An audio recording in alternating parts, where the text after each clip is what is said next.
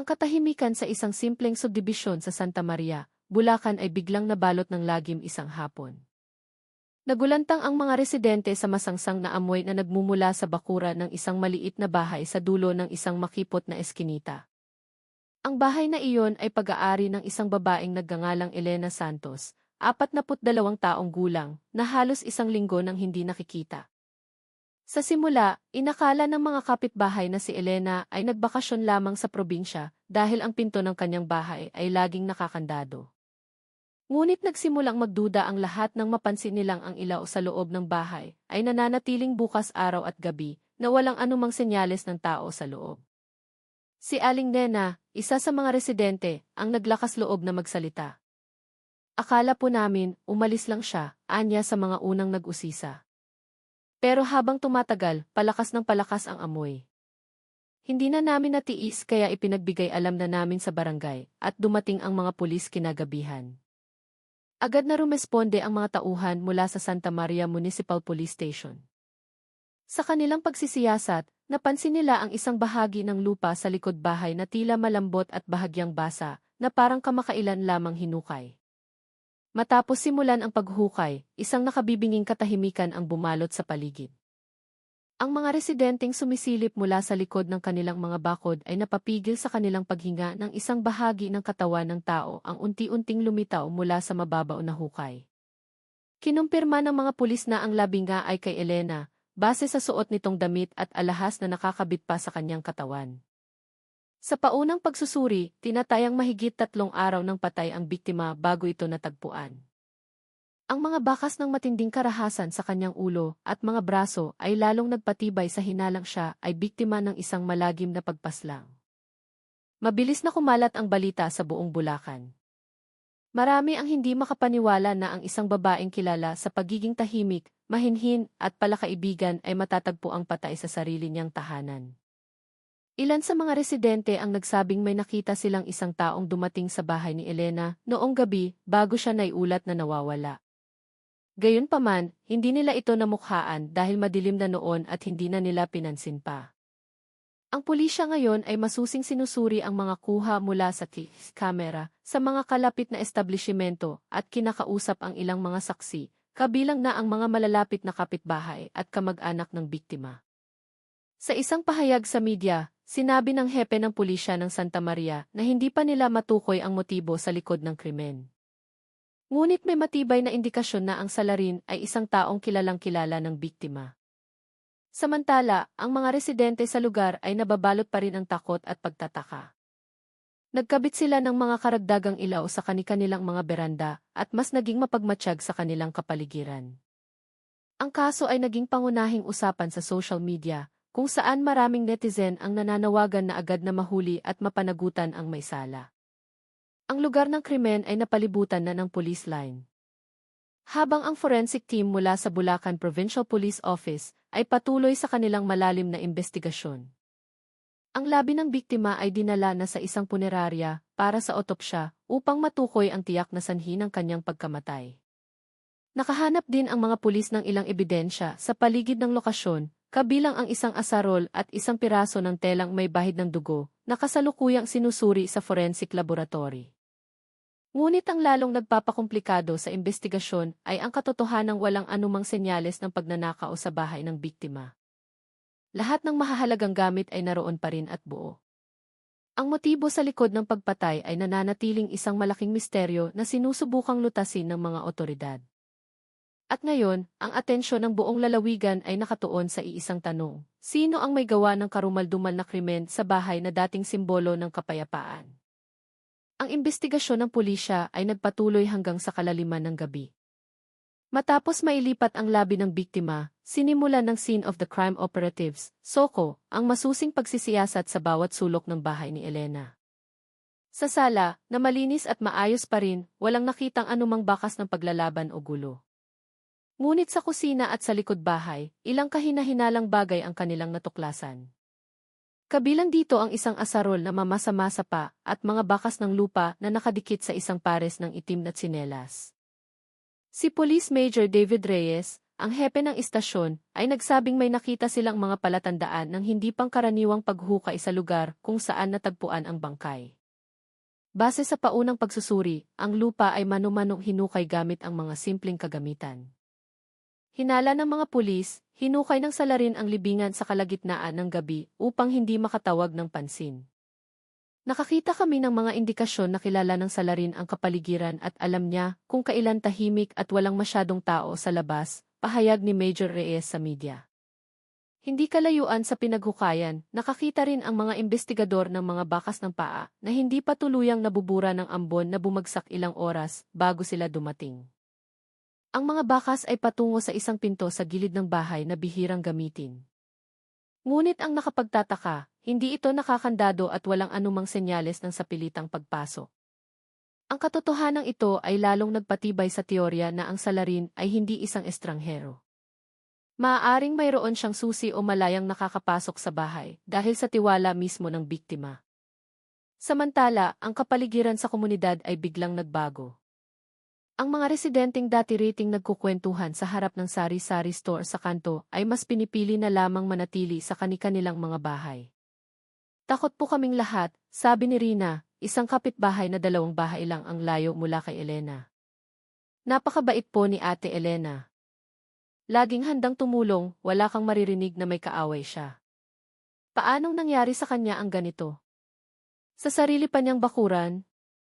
Isa-isang kinuha ang pahayag ng mga residente.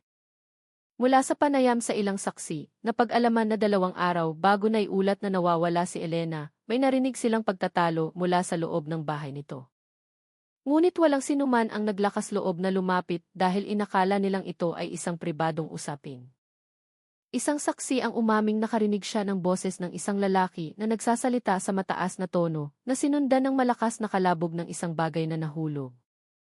Pagkatapos noon, isang nakabibinging katahimikan ang sumunod. Kinabukasan, ang bahay ay tahimik na at nakakandado. Natuklasan din ng mga investigador ang isang bagay na lalong nagpadagdag sa misteryo, isang maliit na kwaderno sa loob ng silid ni Elena na maisulat kamay na tila isinulat ng nagmamadali. Sa kwadernong iyon, isinulat ng biktima ang ilang pangungusap na nagpapahiwatig ng kanyang takot. Sa isang pahina, nakasulat, "Kung wala na kayong balita sa akin, pakitingnan ang likod bahay." Ang mga salitang ito ay naging sentro ngayon ng investigasyon. Bukod sa misteryosong tala, natagpuan din ang ilang sobre na naglalaman ng pera sa loob ng aparador ng biktima. Walang kahit isa sa mga ito ang nawawala, kaya't isinantabi ng pulisya ang posibilidad ng pagnanakaw. Ayon sa ilang impormante, si Elena ay may personal na problema kamakailan sa isang tao na madalas dumalaw sa kanyang bahay tuwing gabi. Ngunit ang pagkakakilanlan ng taong ito ay hindi pa isinasa publiko. Mabilis na kumalat ang balita ng pagkatuklas sa labi ni Elena sa buong lalawigan. Ang hashtag na Justice for Elena ay naging trending sa social media. Maraming residente ang nagbahagi ng mga larawan mula sa lugar ng krimen at nag-upload ng mga video ng isinagawang operasyon noong gabing iyon. Ilang mga account pa ang nag-ugnay sa insidente sa mga katulad na kaso noong mga nakaraang taon, kung saan ang mga biktima ay natagpuan ding nakalibing sa kanilang sariling bakuran. Ngunit nilinaw ng pulisya na wala pa silang nakikitang direktang koneksyon sa pagitan ng mga kasong ito. Sa kabilang banda, ang pamilya ng biktima na dumating mula pa sa malayong probinsya ay halatang nasa estado ng pagkabigla at tumangging magbigay ng anumang pahayag sa mga mamamahayag. Hiniling lamang nila sa publiko na iwasan ang mga espekulasyon at ipaubaya na lamang ang buong proseso ng batas sa mga otoridad. Masusing sinusuri ngayon ng forensic team ang mga sugat sa katawan ng biktima. Ang paunang resulta ng otopsya ay nagpapakita ng malakas na pagpalo sa likod ng ulo at mga marka ng sakal sa leeg. Tinatayan ng pulisya na nanlaban ang biktima bago ito tuluyang bawian ng buhay. Ngunit ang pinakamalaking tanong na nananatiling walang sagot ay kung sino ang may gawa ng lahat ng ito at bakit sa sariling bakuran pa ng biktima inilibing ang kanyang labi. Ang gabi sa Santa Maria ay lalong naging tahimik at malamig. Sa bahay kung saan nangyari ang krimen, ang police line ay nananatiling nakapalibot sa bakuran. Tanging ang malabong ilaw mula sa mga kalapit na bahay ang paminsan-minsang tumatanglaw sa lupang sariwa pa sa pagkahukay. Tila ang bakuran na iyon ay nagtatago pa ng isang madilim na sikreto na hindi pa ganap na nabubunyag. Kinabukasan, ang dilaw na police line sa paligid ng bahay ni Elena ay nanatiling isang tanawin na nagdudulot ng takot at kuryosidad sa mga residente. Isang pangkat ng mga investigador mula sa Bulacan Provincial Police Office ang dumating, dala ang mga karagdagang kagamitang pang-forensic para sa mas malalim na pagsisiyasat. Bawat pulgada ng lupa sa likod bahay ay muling sinuri. Samantala, isang negatibo siyam unit ang dinala upang tiyaking walang ibang lugar na nakaligtaan. Ang masangsang na amoy ng basang lupa ay nanunuot pa rin sa hangin, kahalo ng amoy ng gasolina mula sa mga sasakyan ng pulisya na paroot pa rito sa lugar. Samantala, sa isang maliit na tolda na itinayo sa harap ng bahay, nagsimula ng kolektahin ang mga ebidensya. Bukod sa asarol at telang may dugo, natagpuan ng mga pulis ang isang bote ng mineral water na may kalahati pang laman at isang balot ng pagkain mula sa isang fast food chain na tila bago pa lamang itinapon. Dahil sa maliliit na detalyeng ito, hinala ng mga investigador na nagpahinga pa sandali ang salarin matapos gawin ang krimen. Ito ay pinalakas ng resulta ng pagsusuri sa fingerprint. Habang ang ilan sa mga fingerprint na nakuha sa bote ay hindi tumutugma sa biktima. Lalong tumutok ang hinala ng suriin ng pulisya ang huling mga komunikasyon mula sa cellphone ni Elena na natagpuan sa ilalim ng isang tumpok ng damit sa kanyang silid. Natuklasan ng mga teknikal na investigador ang isang kasaysayan ng mga text message sa pagitan ng biktima at ng isang taong nagngangalang PC. Ang huling mensahe ay ipinadala bandang 10:37 ng gabi, isang araw bago ideklarang nawawala ang biktima. Ang mensahe ay maikli ngunit makahulugan, pagod na ako. Pakiusap, huwag ka nang babalik dito. Hinala ng pulisya, CECE ang lalaking ilang beses nang nakitang bumibisita sa bahay ng biktima. Kinumpirma ito ng ilang saksi. Isa na rito si Mang Cardo, isang barangay tanod na madalas mag-duty sa kanto ng Eskinita. Sinabi niyang minsan niyang nakita ang isang lalaking nasa katanghalang gulang na dumating sa bahay ni Elena isang gabi, sakay ng motorsiklo na walang plaka. Tahimik siyang dumarating, ipinaparada niya ang motor medyo malayo sa bahay ni Elena. Karaniwan, hindi naman siya nagtatagal, siguro 1 oras lang tapos aalis na, kwento niya. Nang subukang tukuyin ng mga investigador ang pagkakakilanlan ni Kise, isang mahalagang impormasyon ang lumabas. Ang lalaki pala ay kasamahan sa trabaho ng biktima sa isang tindahan ng construction supplies sa kahabaan ng MacArthur Highway. Nakilala siya sa pangalang Ramon, 45 taong gulang, at residente ng kalapit na bayan ng Mikawayan. Ang impormasyong ito ay nagbukas ng bagong direksyon sa investigasyon. Agad na ipinatawag ng pulisya si Ramon para kunan ng pahayag. Ngunit nang siya ay tawagan, hindi siya sumipot. Ang kanyang telepono ay hindi na makontak at ang kanyang tinitirhang apartment ay natagpuang bakante. Ang biglaang pagkawala ni Ramon ay lalong nagpatindi sa tensyon ng investigasyon. Pinalawak ng pulisya ang paghahanap sa ilang lugar sa paligid ng Mikawayan at Santa Maria. Sinuyod din ng mga operatiba ang mga terminal, motel, at mga paupahang bahay na posibleng pinuntahan ng lalaki. Sa kabilang banda, nagsimulang umusbong ang iba't ibang haka-haka sa komunidad. May nagsasabing si Ramon ay kalaguyo ng biktima. Mayroon ding naghihinala na sangkot siya sa utang na nauwi sa karahasan. Ngunit mula sa investigasyon sa trabaho, isang kasamahan ng biktima ang nagbigay ng isang nakagugulat na pahayag. Sinabi niya na ilang linggo bago mawala si Elena, madalas niya itong makitang malungkot at balisa. Nagkwento siya sa akin na may taong patuloy na nanggigipit sa kanya tungkol sa pera, sabi ng kasamahan na tumangging magpakilala. Sabi ni Elena, nagbanta raw ang taong iyon na pupuntahan siya sa bahay kung hindi niya bibigyan ng sagot. Ang pahayag na ito ay lalong nagpatibay sa hinala ng pulisya na ang motibo ng pagpatay ay may kinalaman sa personal na problema at emosyonal na panggigipit. Nang gabing iyon, muling binalikan ng mga investigador ang bahay ng biktima upang tiyakin kung may mga gamit na kinuha o itinago ang salarin. Sa muling pagsisiyasat sa silid, natagpuan ang isang maliit na flash drive sa ilalim ng aparador. Naglalaman ito ng ilang mga file ng larawan at dokumento na tila mga pruweba ng pribadong pag-uusap nina Elena at Ramon. Isa sa mga larawan ay kuha sa isang cave sa isang mall, mga 2 buwan bago ang insidente. Ngunit sa ilang mga nakasave na text message, ang relasyon ng dalawa ay tila lumalala. Si Ramon ay di umano ay madalas na naniningil ng pera kay Elena, habang ang biktima ay nakakaramdam na ng pananakot. Sa gitna ng pagsusuri sa digital evidence, sandaling natigilan ang mga investigador nang may marinig silang mahinang tunog mula sa direksyon ng kusina. Nang kanilang suriin, ito pala ay nagmula sa isa pang cellphone na nakatago sa likod ng isang lalagyan ng plato. Ang telepono ay aktibo pa at may lock pattern na hindi pa alam. Hinala ng pulisya, ang cellphone na ito ay pag-aari ng salarin na naiwan sa lokasyon. Matapos isumite sa Digital Forensic Laboratory, nagawang buksan ang cellphone. Mula sa paunang resulta, may huling tawag na ginawa sa numero ni Ramon, ilang oras matapos ang tinatayang oras ng pagkamatay ng biktima. Ang katotohanan ito ay ganap na nagbago sa direksyon ng investigasyon dahil posibleng may iba pang taong sangkot. Sinabi ng hepe ng Criminal Investigation and Detection Group ng Bulacan na nakikipagtulungan na sila sa mga forensic expert upang i-trace ang huling lokasyon ng mga numerong may koneksyon sa biktima.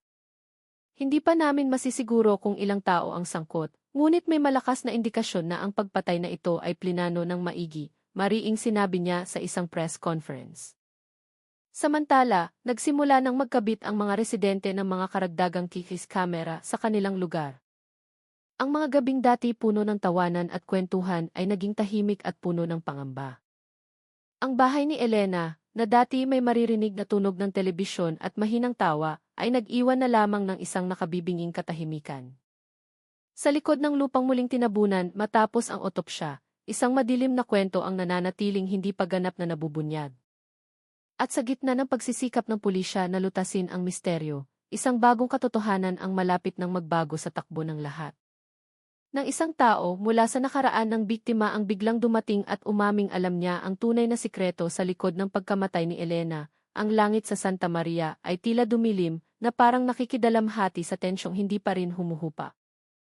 Ang bahay ni Elena ay naging isang lugar na puno ng amoy ng basang lupa, ng mga kupas na bakas ng police line, at ng mga bulaklak ng pakikiramay na inilagay ng mga residente sa tarangkahan. Ngunit sa gitna ng katahimikan, isang tao ang lumitaw na hindi pa nakikita mula nang magsimula ang investigasyon.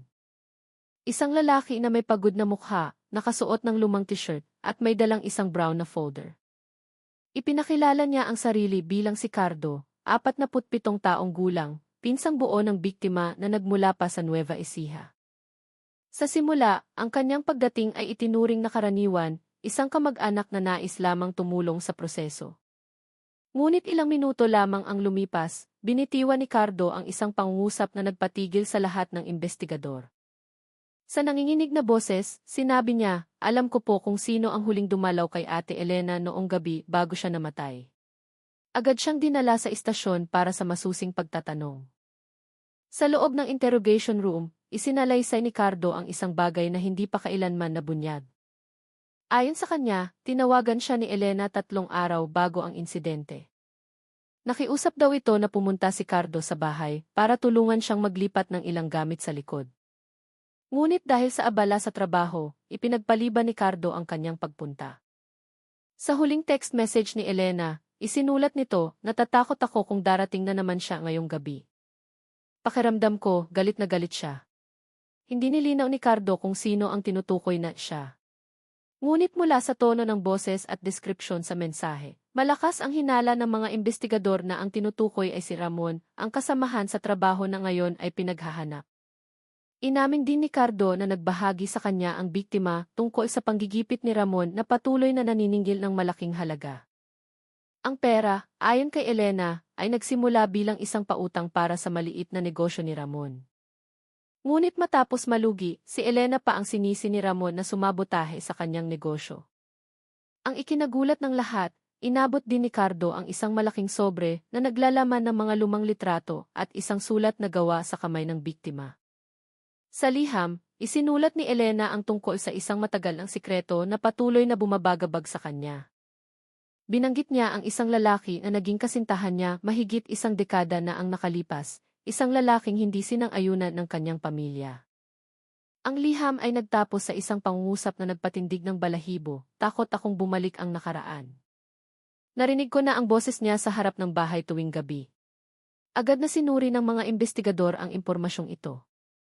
At matapos ang cross-checking sa personal na data ng biktima, natuklasan na ang tinutukoy na dating kasintahan ay isang lalaking nagngangalang Ruben mula sa San Jose del Monte. Isang lalaki ngayon ay naninirahan sa parehong lugar kung saan nakatira si Ramon. Lumabas na mayroon silang malayong ugnayan bilang magkamag-anak. Ang katotohanang ito ay nagbunsod sa hinala na si Ramon at Ruben ay maaaring magkakilala o magkasabwat.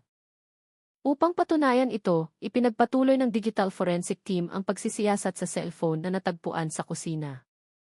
Mula sa data recovery, natagpuan ang mga bagong larawan ni Ramon kasama ang isang lalaki na may pagkakahawig kay Ruben.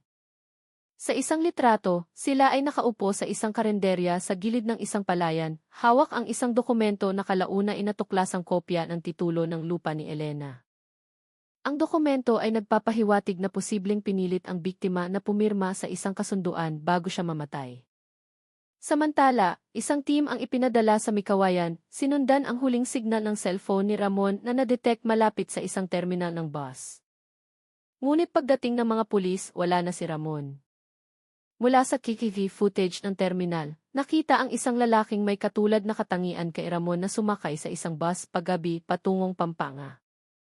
Ngunit ang mas nakapagtataka, sa parehong bus, nakunan din ang isang lalaki na may pagkakahawig kay Ruben, nakaupo dalawang hanay sa likuran niya.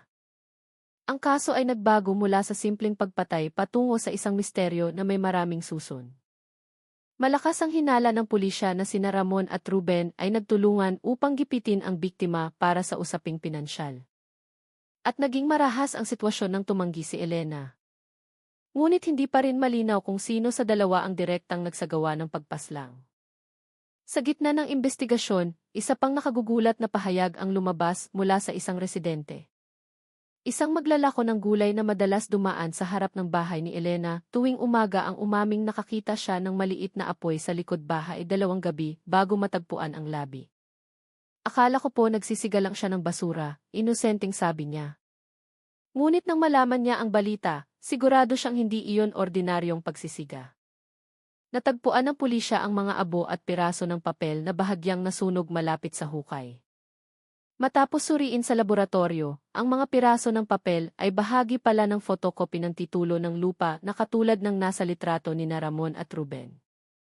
Ibig sabihin, sinubukan ng salarin na burahin ang anumang bakas na maaaring mag-ugnay sa kanila sa biktima. Ngunit hindi nila namalayan na ang digital evidence at mga personal na tala ni Elena ang nagtago ng lahat ng katotohanan. Ngayon, isang joint team mula sa Bulacan at Santa Maria ang nagpalawak ng paghahanap hanggang sa gitnang Luzon. Ang mga warrant of arrest para kina Ramon at Ruben ay inilabas na.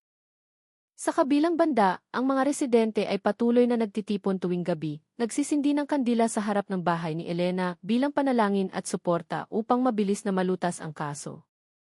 Ngunit sa likod ng lahat ng investigasyon, isang bagay pa rin ang nagpatulala sa mga pulis. Ayon sa timestamp ng TV sa pangunahing kalsada, ang ilaw sa bakuran ng bahay ni Elena ay biglang sumindi at namatay bandang 3:15 ng madaling araw noong gabi ng krimen. Samantalang ayon sa otopsya, ang biktima ay tinatayang patay na ilang oras bago iyon. Bumalik ba ang salarin sa lugar matapos ang pagpatay, o may iba pang taong pumasok ng palihim sa bahay matapos ang insidente? Ang misteryo ay hindi pa natatapos at ang mga gabi sa Santa Maria ay hindi na kailanman magiging tulad ng dati. Bawat yabag sa makipot na eskinita ay tila nagdadala ng anino ng nakaraang hindi pa tapos magsalita. Santa Maria, Bulacan. Isang malakas na ulan ang bumuhos sa bayan nang maglunsad ng isang malawakang operasyon ang pinagsanib na puwersa ng I at D. Ang pinakabagong impormasyon mula sa intelligence team ay nagsabing ang signal ng cellphone ni Ramon ay nadetect sa isang liblib na lugar sa hangganan ng Bulacan at Pampanga. Ang lokasyon ay isang rural na lugar na may makakapal na puno, malayo sa mga kabahayan. Agad na nagpadala ang pulisya ng 2 team. Ang isa ay nakatuon sa pagsuyod sa kagubatan, habang ang isa pa ay nagtungo sa isang abandonadong bahay na pinaghihinalaang pinagtataguan ni Ramon. Ang operasyon ay isinagawa ng palihim upang maiwasan ang pagtagas ng impormasyon, lalo na't posibleng may mga kakilala pa si Ramon sa lugar na iyon. Bandang 10:45 ng gabi, natunto ng team na pinamumunuan ni Major David Reyes ang isang lumang bahay na tila abandonado. Ngunit may malabong ilaw na nagmumula sa loob. Ang pinto sa harap ay nakakandado mula sa loob, at sa likod ay may isang pares ng malalaking tsinelas na basa ng ulan. Nang sumilip ang mga operatiba sa bintana, nakita nila ang anino ng isang taong nakaupo at nakayuko sa isang silyang kahoy. Team 3, maghanda. Walang gagalaw, utos ni Major Reyes sa radyo. Sa loob lamang ng ilang segundo, sinugod ng team ang bahay. Malakas na sinipa ang pinto at agad na dinamba ang lalaki sa loob. Nakalauna inakumpirmang si Ramon nga. Nanginginig ang kanyang buong katawan, namumula ang mga mata, at sa tabi ng kanyang upuan ay may isang baso ng malamig na kape at tirang tinapay. Hindi gaanong nanlaban si Ramon. Habang pinupusasan, tumitig siya sa isang pulis at mahinang sinabi, "Hindi ko siya pinatay. Hindi ako." Ang mga salitang iyon ay nagpatahimik sa buong silid. Agad na dinala si Ramon sa SE headquarters para sa masusing interogasyon. Ngunit sa isinagawang paghahalughog sa bahay, natuklasan ang isang bagay na nagbukas ng panibagong kabanata sa kaso. Sa loob ng itim na bag ni Ramon, natagpuan ang flash drive na naglalaman ng mga litrato at dokumento ng biktima. Isa rito ang isang kasunduan ng paglilipat ng lupa na may pirma na ni Elena at kumpleto sa thumbmark. Ngunit napatunayan ng laboratorio na peke ang pirma at thumbmark. Bukod dito, natagpuan din sa bag ang isang maliit na sobre na may lamang piraso ng telang may dugo, na katulad ng natagpuan sa bahay ng biktima. Ngunit ang dugo ay hindi kay Elena, kundi kay Ruben. Ang katotohanan ito ay bumaligtad sa takbo ng investigasyon. Sa paunang interogasyon, nagsimulang magsalita si Ramon. Inamin niyang pinuntahan niya nga si Elena noong gabing iyon, ngunit hindi para pumatay. Ayon sa kanya, dumating siya kasama si Ruben para pag-usapan ang tungkol sa pera at titulo ng lupa. Nagalit daw si Elena at tumangging pumirma sa anumang kasulatan. Uminit ang sitwasyon hanggang sa mauwi sa sigawan.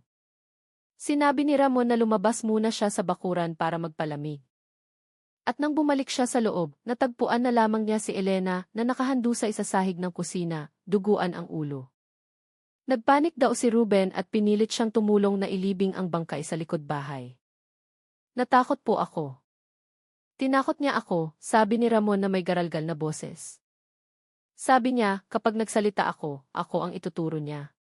Hindi agad naniwala ang mga pulis. Ngunit ang pahayag ni Ramon ay nagbigay ng bagong anggulo. Nakatuon na ngayon ang investigasyon sa paghahanap kay Ruben na itinuturong utak ng krimen. Batay sa pag-trace sa cellphone, huling namataan si Ruben sa lugar ng Watts, sa San Jose del Monte, mga 40 kilometro mula sa kung saan nahuli si Ramon. Ipinagpatuloy ang operasyon doon. Sa kalagitnaan ng biyahe, natagpuan ng team ang isang motorsiklo na tumutugma sa deskripsyon ng motor na walang plaka na madalas makita sa bahay ng biktima. Iniwan ito sa likod ng isang abandonadong bahay malapit sa isang palayan. Sa loob ng bahay na iyon, natagpuan ang isang damit na may mga mansa ng lupa at tuyong dugo, at isang dyaryo na may petsa ng araw ng krimen. Ang front page nito ay naglalaman ng balita tungkol sa pagkawala ni Elena.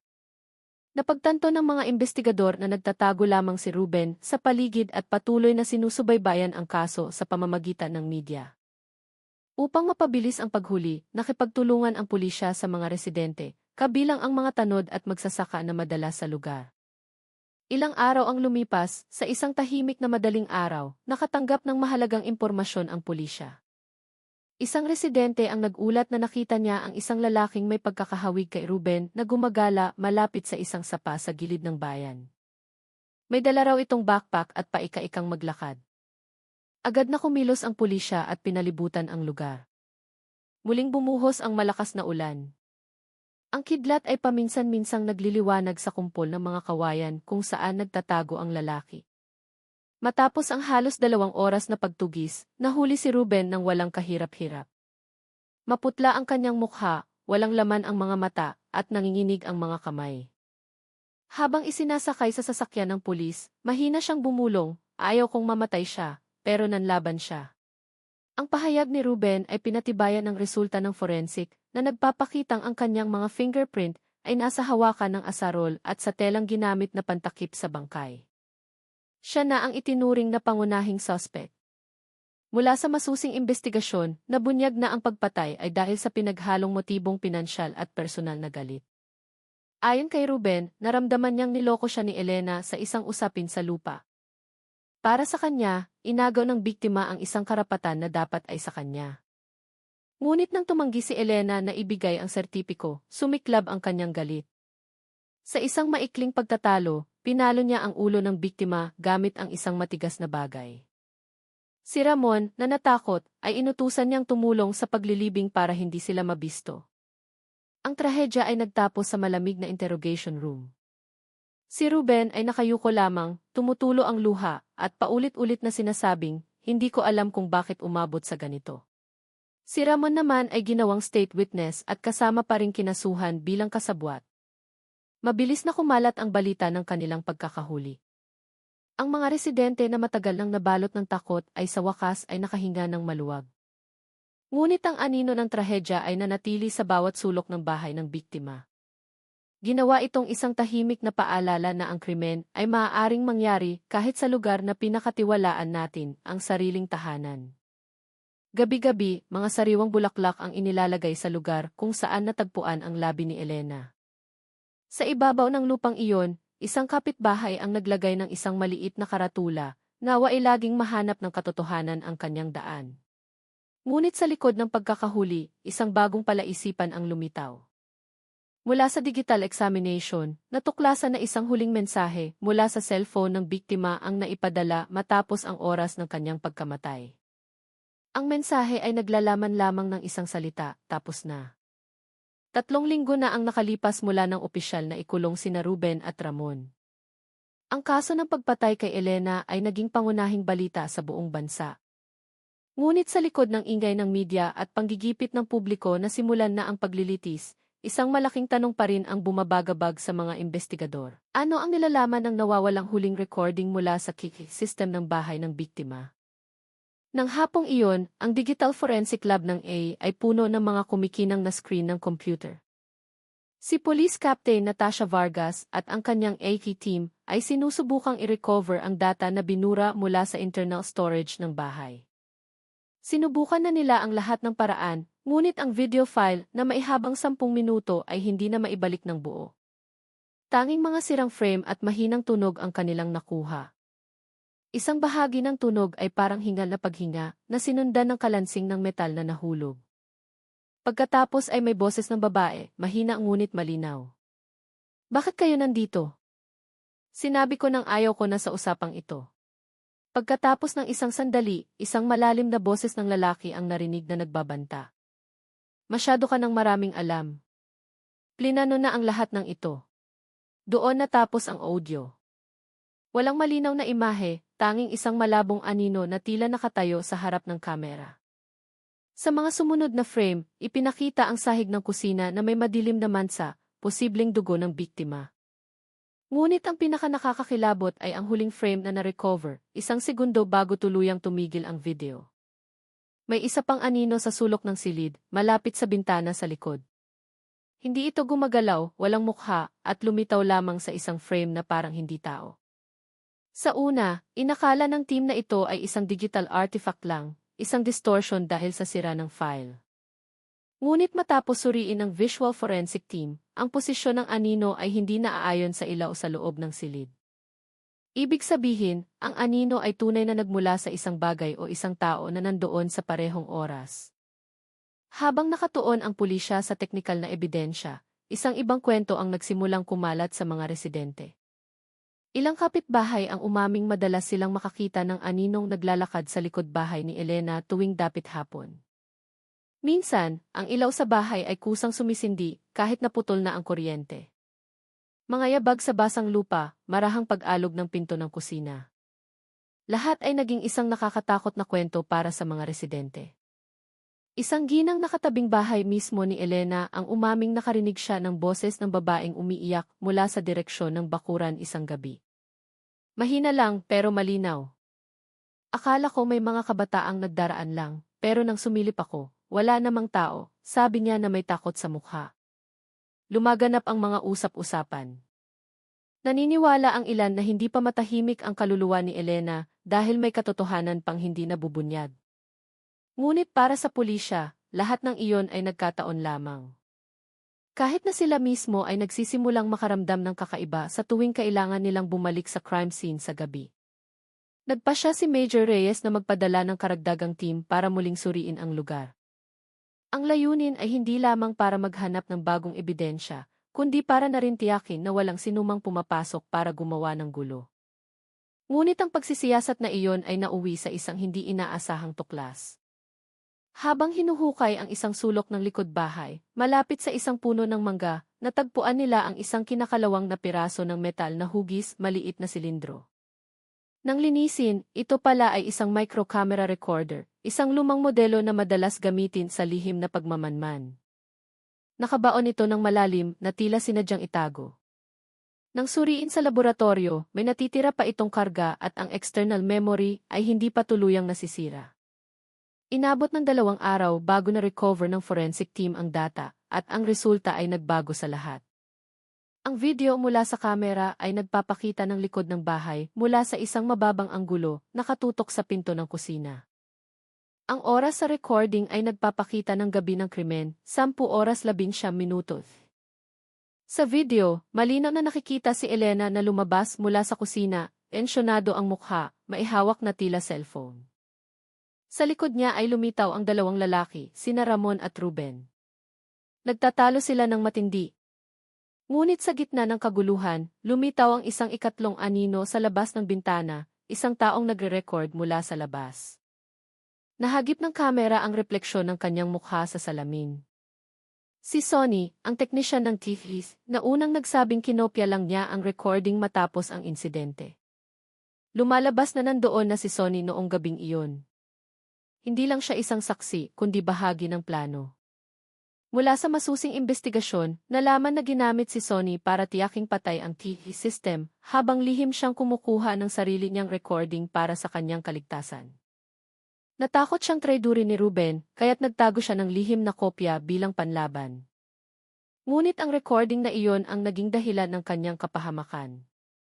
Matapos ang insidente, napagtanto ni Sonny na ang kanyang nakatagong kamera ay malinaw na nakunan ang pagpatay. Nagpanik siya, pinatay ang device, at ibinaon sa bakuran para hindi matagpuan, hanggang sa matuklasan ito ng pulisya. Mula sa buong recording na ipinalabas sa interrogation room, malinaw na nakita ang buong pangyayari. Tinulak ni Ruben ang biktima sa sahig habang sinusubukan ni Ramon na umawat. Ngunit nang sumigaw si Elena, pinalo ni Ruben ang kanyang ulo ng isang matigas na bagay, posibleng ang hawakan ng asarol. Agad na bumagsak ang biktima, hindi na gumagalaw. Nagpanik si Ramon at sinubukang tumulong, ngunit tinutukan siya ni Ruben ng kutsilyo. Inutusan niya si Ramon na maghukay sa likod bahay habang tinatakpan niya ng tela ang katawan ng biktima. Ang eksena ay malinaw na na-record. Ngunit sa huling segundo ng video, muling lumitaw ang malabong anino tulad ng sa sirangki.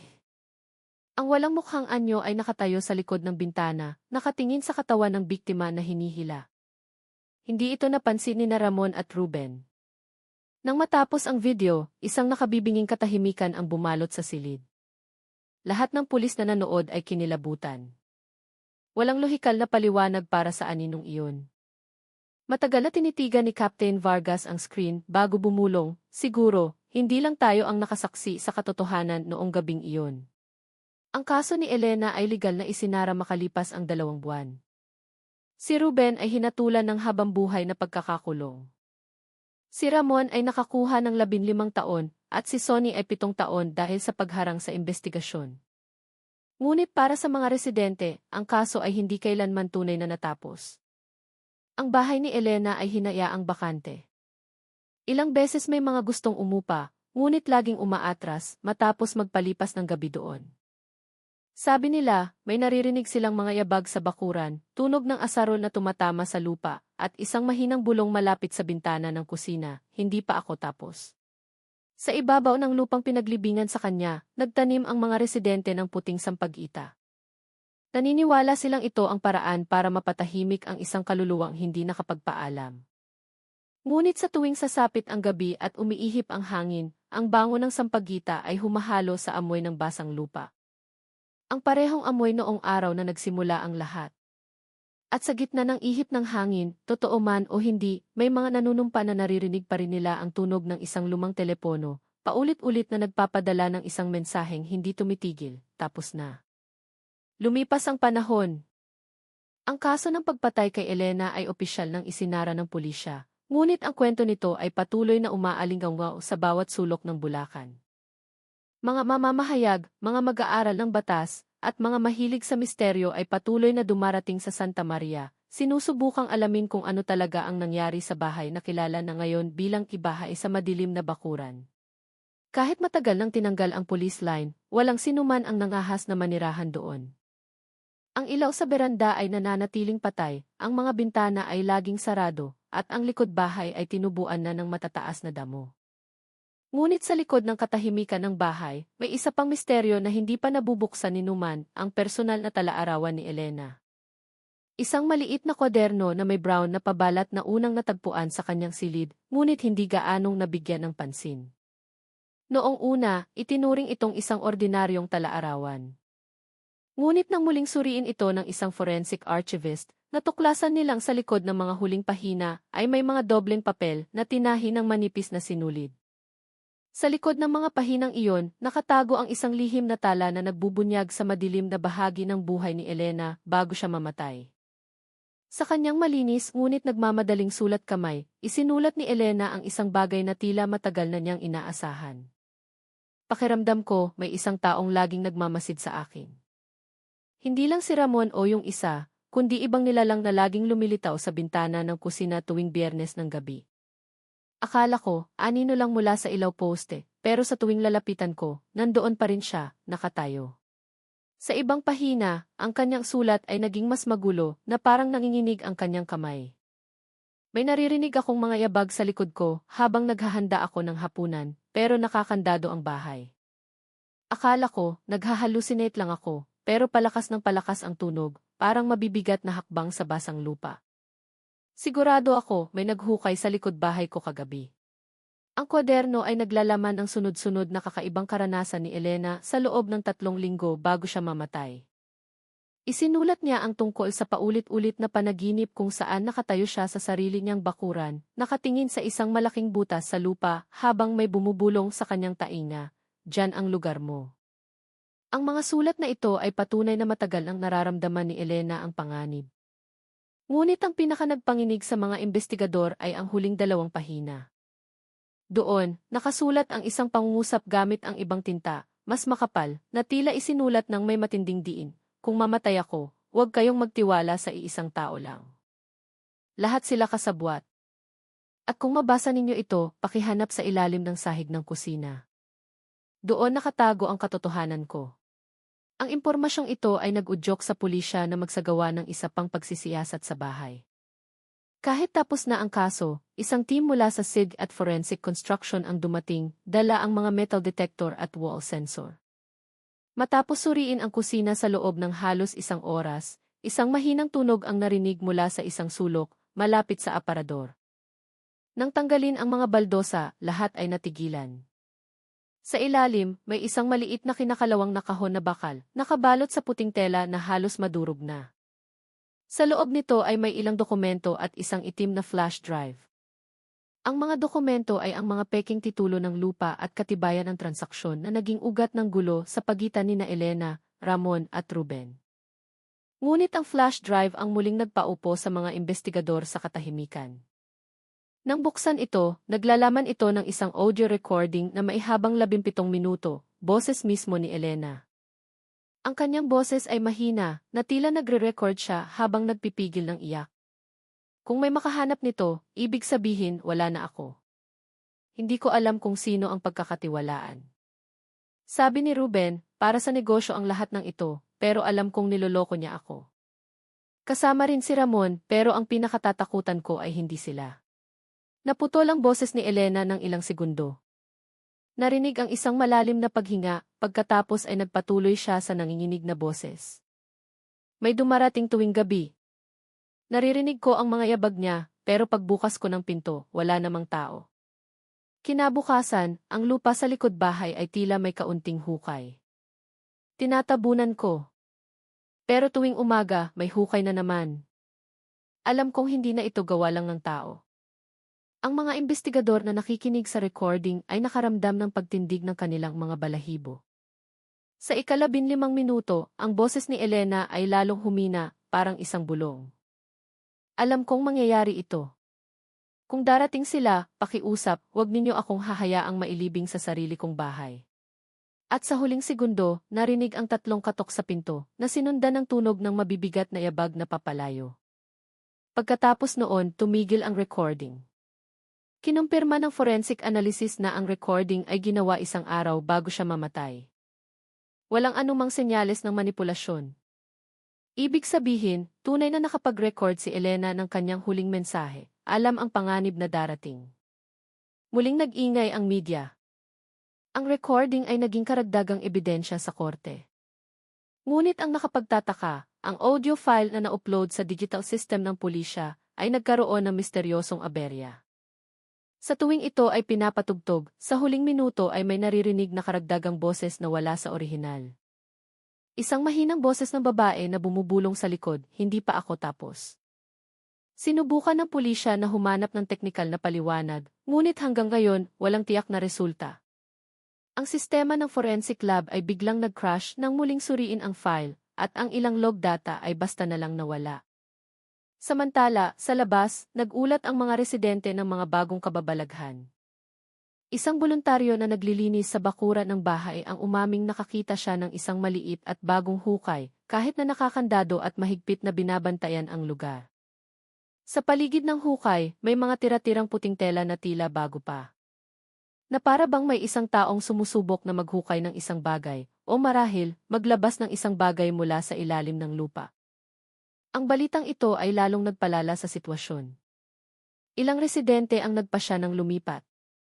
Lalo na matapos marinig ng isa sa mga kapitbahay ang 3 katok sa kanyang kusina sa hating gabi, ang parehong tunog sa recording ni Elena. Ngayon, ang bahay ay opisyal ng binakura ng permanente ng lokal na pamahalaan. Walang sinumang pinapayagang pumasok.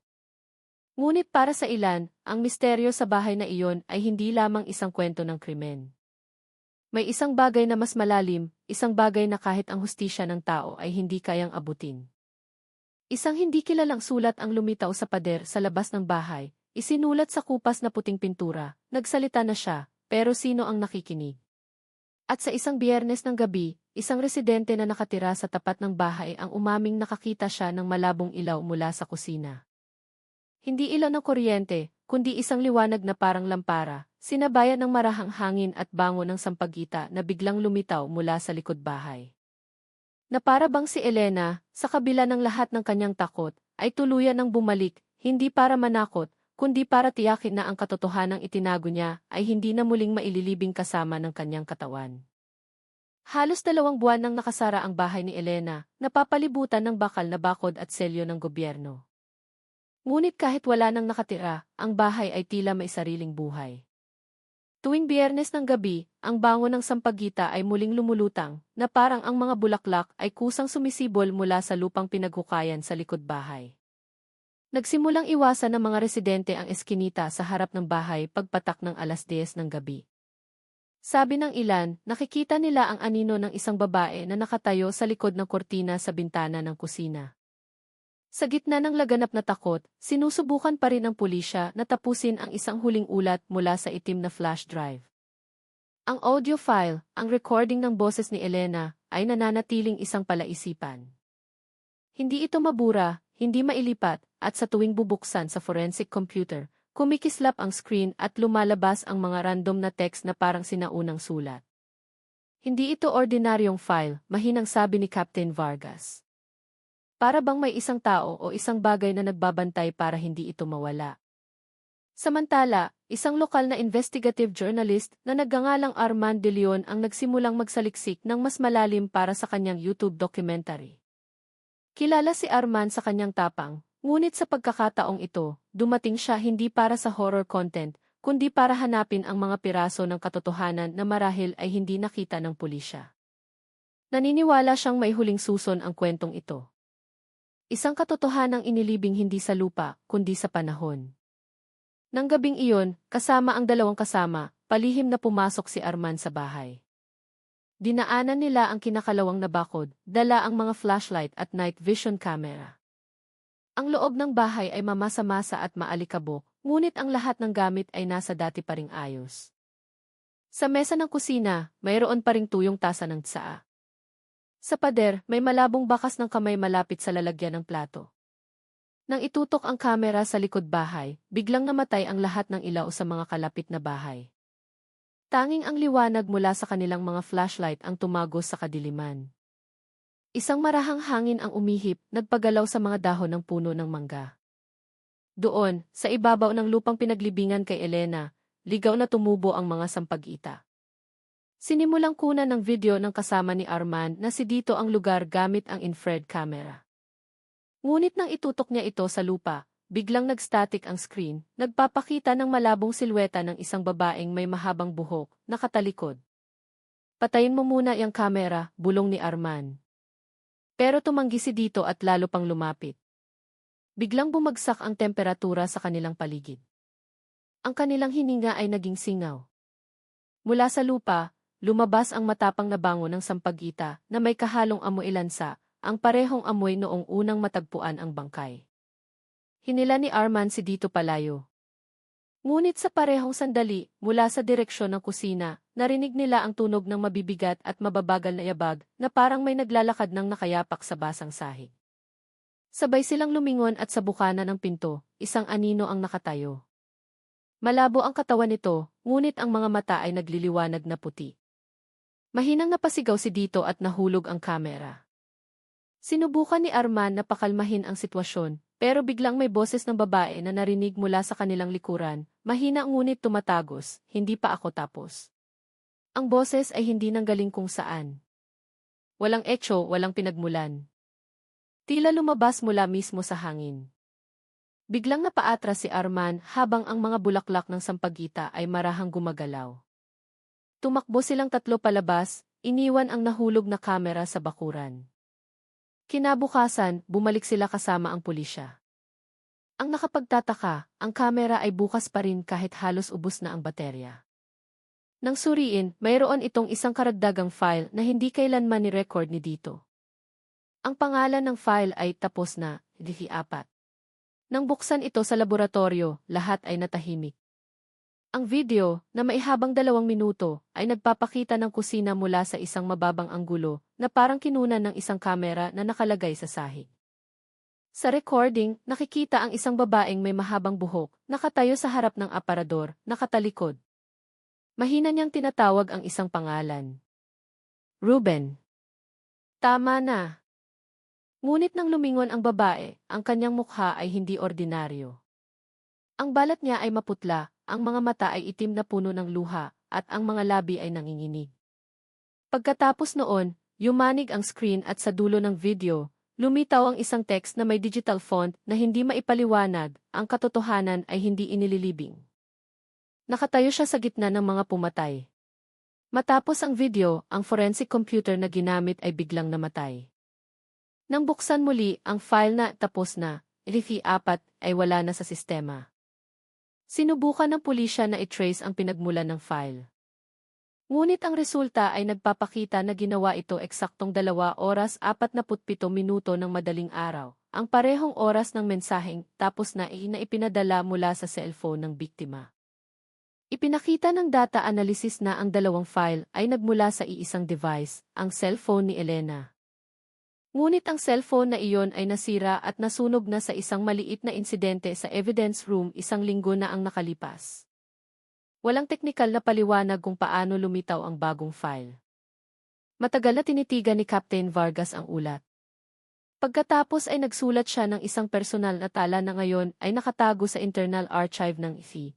Kung ang oras ay tunay na huminto noong gabing iyon. Marahil sinusubukan ni Elena na iparating sa atin kung paanong ang kanyang takot ay hindi natapos sa kanyang kamatayan.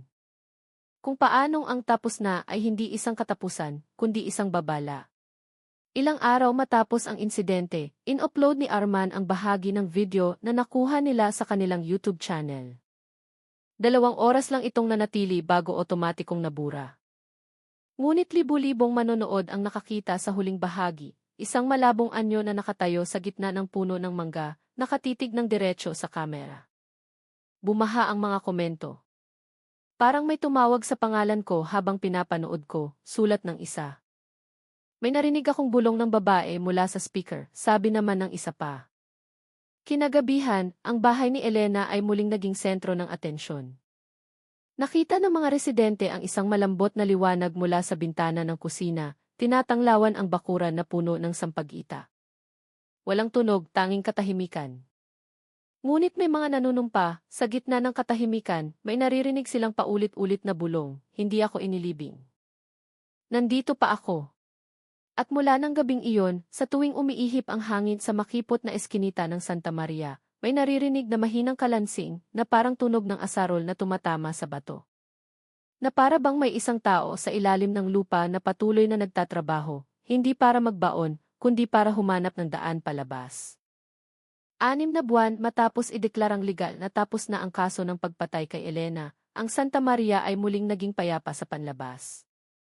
Nagsimula nang dumaan muli ang mga residente sa eskinita na dati nilang iniiwasan. Ngunit para sa mga pinakamalapit na nakatira sa bahay, ang katahimikan ay pansamantala lamang. May mga bagay na hindi pa rin maipaliwanag, mga bagay na patuloy na gumagambala sa hating gabi. Sa huling bahagi ng Oktubre, nagpasya ang lokal na pamahalaan na gibain na ang bahay ni Elena. Ang dahilan ay simple, para alisin ang masamang imahe at ibalik ang pakiramdam ng kaligtasan. Itinakda ang demolisyon sa isang Biyernes ng umaga. Ngunit sa gabi bago ang demolisyon, muling naganap ang mga kakaibang bagay. Madilim ang langit, walang buwan. Katatapos lang ng ulan ng isang security guard na si Mang Lito ay nagulat na may narinig siyang tunog mula sa bahay. Hindi lang yabag kundi tunog ng isang taong naghukay. Akala niya, mga kabataan lang na gustong gumawa ng content. Ngunit nang lumapit siya, ang bango ng sampagita ay sobrang tapang na halos masuka siya. Nanginginig ang kanyang flashlight. Sa malabong liwanag, nakita niyang ang lupa sa likod bahay ay tila gumagalaw na parang marahang kumikibot mula sa ilalim. At sa ibabaw nito, nakatayo ang isang babaeng may mahabang buhok, nakasuot ng puting damit na luma, at ang mukha ay malabo na parang hamog. Ang mga mata nito ay walang laman, nakatitig ng diretso sa kanya. Hindi siya sumigaw, napaluhod na lang siya. Pagkatapos, dahan-dahang yumuko ang babae, tinapik ang lupa ng 3 beses, at nawala kasabay ng pagpatay ng lahat ng ilaw sa eskinita. Kinabukasan, dumating ang mga trabahador. Sinimulan nilang gibain ang bahay. Ngunit nahukayin nila ang lupa ng mas malalim kaysa sa dating libingan, isang pala ang tumama sa isang matigas na bagay. Nang suriin, ito pala ay isang maliit na kahon na gawa sa kahoy, nakabalot sa bagong puting tela. Sa loob nito, may isang sirang cellphone, isang lumang modelo. Sa basag nitong screen, may nakasulat na isang hindi pa nababasang mensahe. Ang oras nito ay nagpapakita ng 2 oras 47 minuto ng madaling araw, kapareho ng mensaheng tapos na na dating gumimbal sa mga investigador. Ang laman nito ay 2 salita, tapos na. Pinili ng mga nakasaksi na manahimik. Ang cellphone ay ibinigay sa pulisya ng walang balita. Ngunit ng gabing iyon, habang sinusuri ni Major Reyes ang ebidensya sa kanyang opisina, biglang umilaw ang screen ng cellphone kahit walang kuryente. Mula sa speaker, may narinig na mahinang boses ng babae. Salamat. Tahimik na ako ngayon. Pagkatapos, tuluyan nang namatay ang screen. Ilang linggo ang lumipas, ang lot ng bahay ni Elena ay tuluyan ng napatag at ginawang isang maliit na hardin ng mga residente. Sa gitna nito, itinanim ang isang puno ng sampagita, napapalibutan ng mga puting bato. Tinawag nila itong ihardin ng sampagita. Wala nang nangahas na maghukay doon. Ngunit tuwing sasapit ang petsa ng araw na natagpuan ang kanyang labi, ang mga bulaklak sa hardin ay laging namumukadkad ng mas maaga, nagkakalat ng isang malambot at nakakapayapang bango. Hindi na nakakatakot, bagkus ay nagbibigay ng kapanatagan. Si Arman de Leon, ang mamamahayag na sumubaybay sa kaso, ay nagsulat ng isang pangwakas na tala sa kanyang dokumentaryo. Marahil, gusto lang ni Elena na pakinggan. Habang nabubuhay, mag-isa niyang tiniis ang takot. At kahit pagkamatay, nakipaglaban pa rin siya para hindi mailibing ang katotohanan. Ngayon, sa ilalim ng puno ng sampagita na namumulaklak tuwing Biyernes ng gabi, marahil ay natagpuan na niya sa wakas ang kanyang kapahingahan. Wala na nga ang bahay, ngunit ang kwento nito ay nananatiling buhay, ipinapasa sa bawat kwentuhan sa mga tindahan at kanto. Sa gitna ng mga residenteng naniniwala na ang hustisya ay minsan hindi nagmumula sa korte, kundi sa mga boses na hindi nakikita. At sa isang tahimik na gabi, kapag dumadaan ang hangin sa hardin na iyon, may mga nanunumpa na naririnig pa rin nila ang isang mahinang bulong sa pagitan ng mga dahon ng sampagita, tapos na. Pagkatapos ay katahimikan, isang ganap na katahimikan. Ang trahedya sa Santa Maria ay naging isang paalala na ang katotohanan ay hindi laging naililibing at bawat misteryo, sa huli, ay hahanap ng paraan upang mabunyag. Kahit ang bahay ay isa na lamang alaala, ang kwento ni Elena ay mananatiling buhay bilang isang babala tungkol sa hustisyang hindi dapat patahimikin ng panahon. Manatiling mapagmatsyag, maging mapag-alaga sa ating